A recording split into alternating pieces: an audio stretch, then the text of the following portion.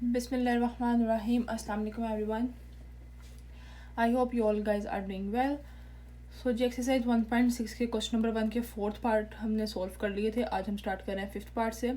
ठीक है, इसको भी हमने सेम दोनों मेथड से करना है, इन्वेरिएंट मेथड से और क्रैमर रूल से. तो सबसे पहले हम इसे इन्वेरिएंट मेथड से सॉल्व करते हैं.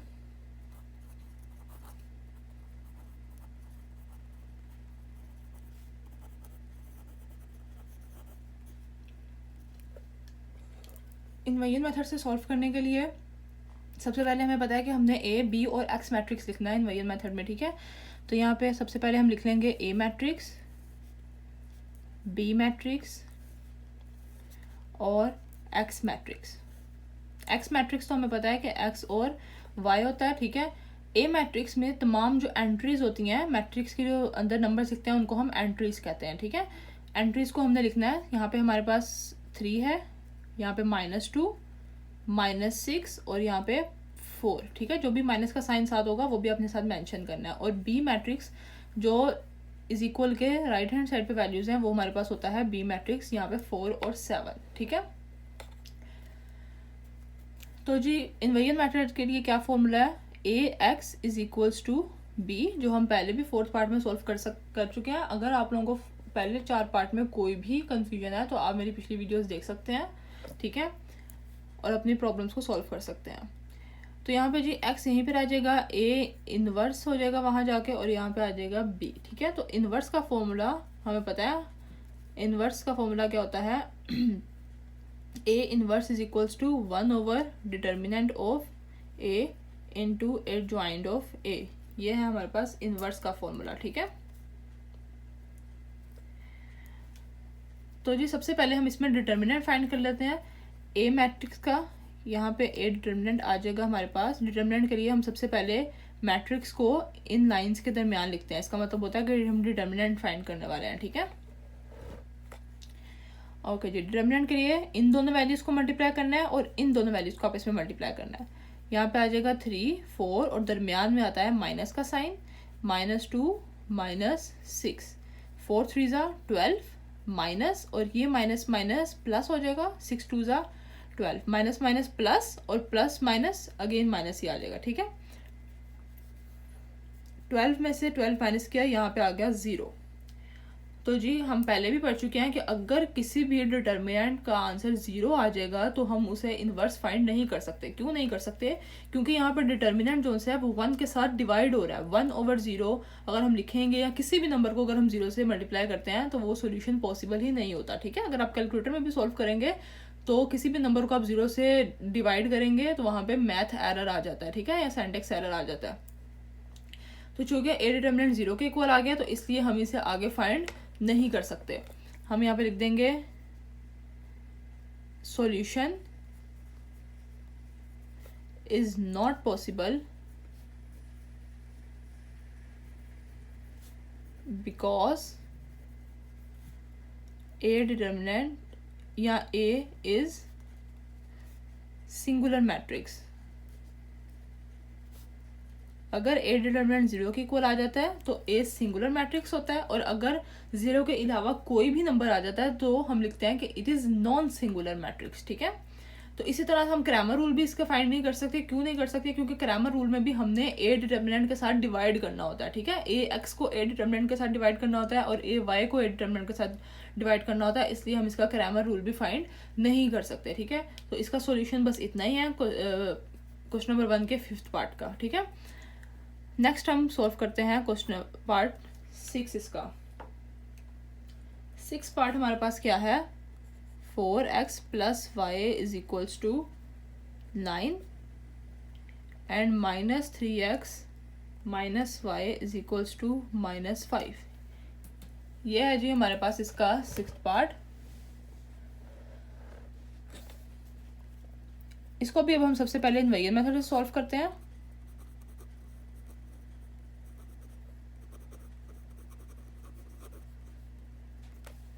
ओके जी, इन्वेरिएंट मेथड से सॉल्व करेंगे तो सबसे पहले हम इसके मैट्रिक्स लिख लेते हैं. ए मैट्रिक्स, बी मैट्रिक्स और एक्स मैट्रिक्स, जो कि हमारे पास एक्स और वाई है. ठीक है, ए मैट्रिक्स क्या है, ये तमाम एंट्रीज जो एक्स और वाई के साथ दिखी हुई हैं, यहाँ पे आ जाएगा 4, 1, -3 और -1, और बी हमारे पास क्या है 9 और -5। ठीक हो गया। तो अब हम इसका भी सबसे पहले हमें फॉर्मूला पता है कि ए एक्स इज इक्वल है बी के, और एक्स इज इक्वल आ जाएगा ए इनवर्स बी के, और जहाँ ए इनवर्स किसके इक्वल है one over determinant of A into adjoint of A. ये हमारे पास है ए इनवर्स। ठीक है, तो सबसे पहले हम ए का डिटर्मिनेंट फाइंड कर लेते हैं। Determinant of A is equals to, determinant के लिए हमने इसे इन लाइन्स में लिखना है 4, 1, -3 और यहाँ पे -1 है, यहाँ पे -1 है।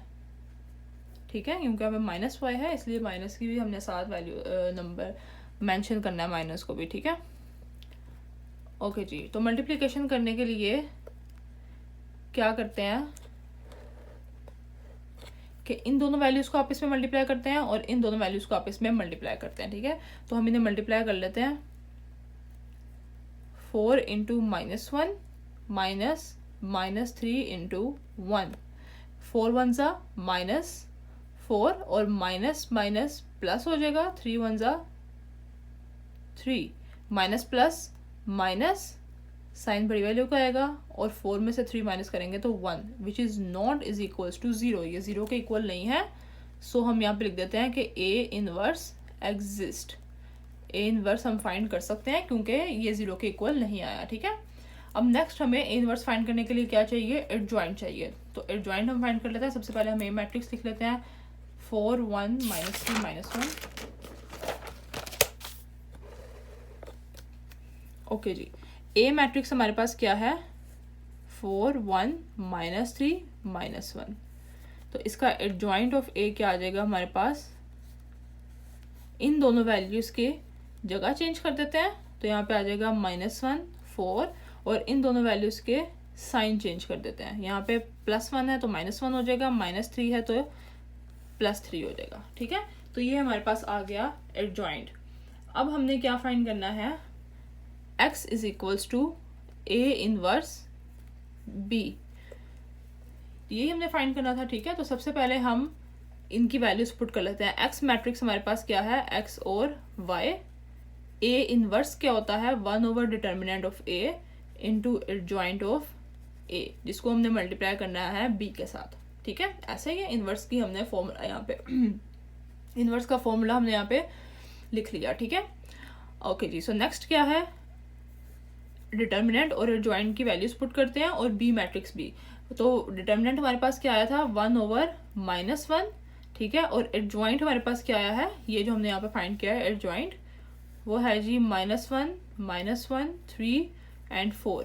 और बी मैट्रिक्स हमारे पास क्या था जो हमने यहाँ पे स्टार्ट में लिखा था 9 और -5। ये हमारे पास है बी मैट्रिक्स। ठीक है, तो सबसे पहले हम इन दोनों को आपस में मल्टीप्लाई कर लेते हैं। इन दोनों को मल्टीप्लाई करेंगे तो मल्टीप्लिकेशन हमें पता है कि तभी पॉसिबल होती है जब फर्स्ट मैट्रिक्स के number of columns second matrix के नंबर ऑफ रोज के इक्वल होते हैं। ठीक है, तो इसमें कितने कॉलम्स हैं 1 2 कॉलम्स हैं, और इसमें 2 रोज हैं 1 2। ठीक है, तो इसलिए इसकी मल्टीप्लिकेशन पॉसिबल है।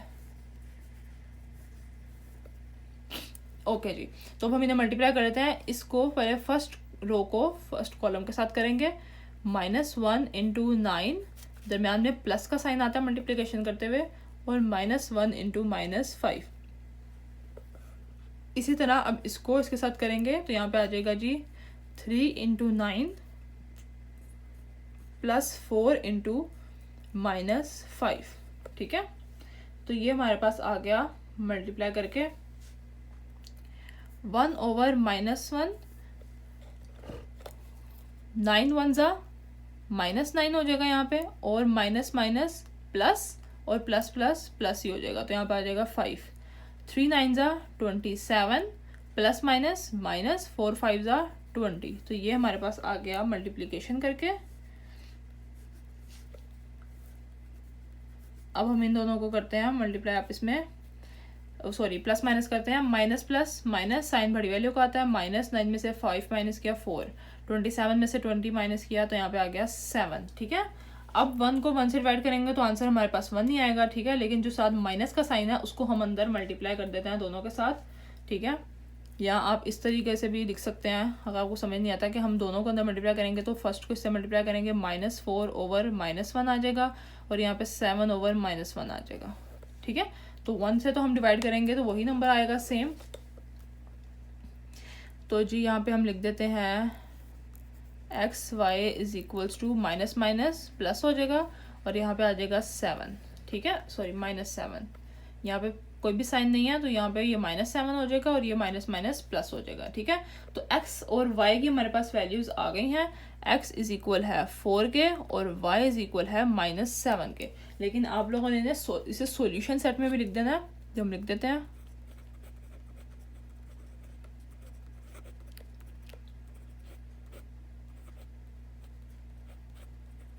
ओके जी, सॉल्यूशन सेट को इन ब्रैकेट्स में लिखते हैं, कर्ली ब्रैकेट्स में, और पहले x की वैल्यू बाद में y की वैल्यू। तो ये हमारे पास आ गया इनवेरिएंट मेथड। नेक्स्ट हमने इसे सॉल्व करना है क्रैमर रूल से, ठीक है। तो हम इसे क्रैमर रूल से सॉल्व करते हैं।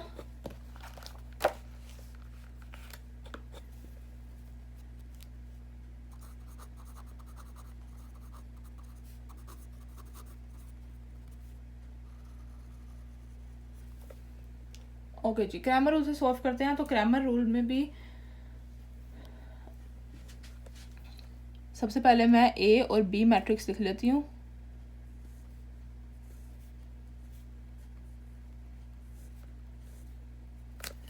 ए मैट्रिक्स हमारे पास क्या था, यहाँ पे जो हमने लिखा हुआ है ए मैट्रिक्स, और बी हमारे पास यहाँ पे जो हमने यहाँ पे नोट किया, ठीक है, 4 1 -3 -1 और 9 -5। 4 1 -3 -1 और 9 और -5, ये है हमारे पास ए और बी मैट्रिक्स, ठीक है। ओके जी, सबसे पहले हम लिखते हैं यहाँ पे ए एक्स मैट्रिक्स और ए वाई मैट्रिक्स, ठीक है।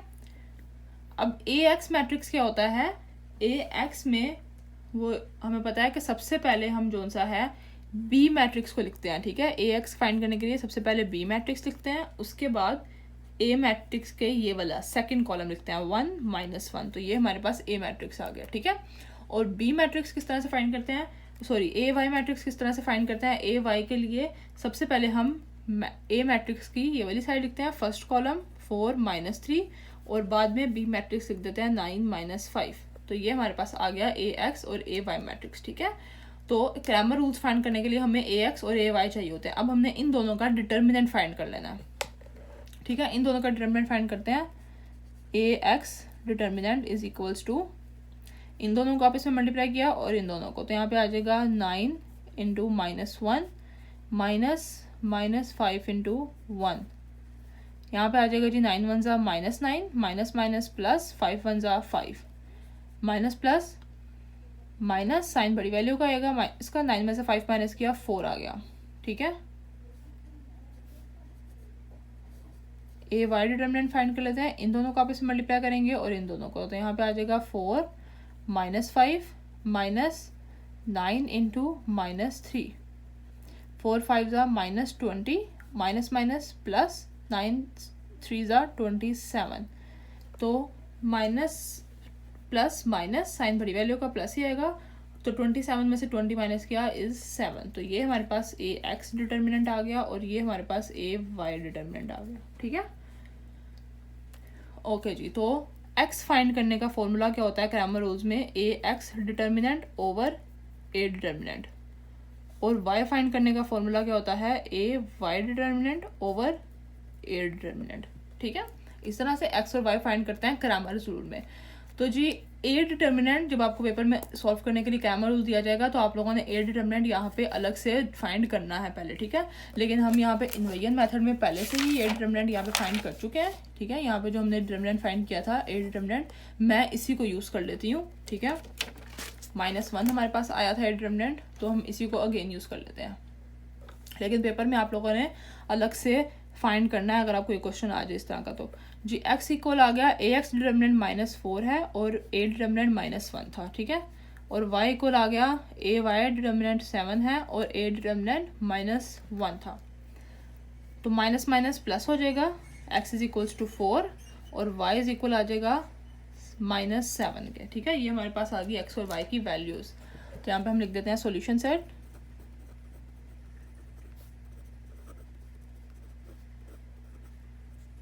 -7, ये हमारे पास आ गया आंसर।